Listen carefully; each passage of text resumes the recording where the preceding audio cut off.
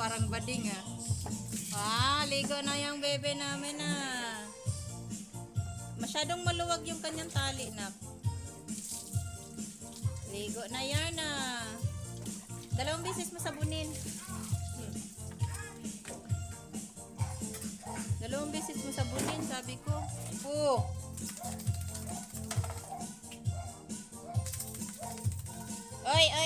Ay. Puti na naman ulit.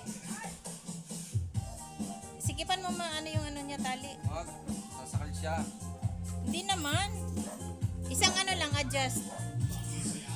Dyan siya natutulog. Ayaw niya matulog sa sahig. Gusto niya sa upuan.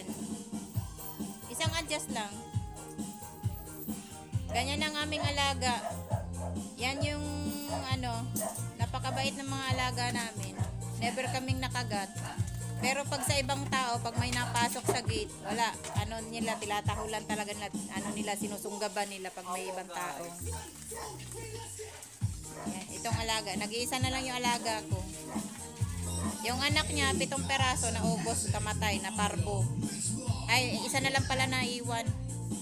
Nandun sa sa tatay.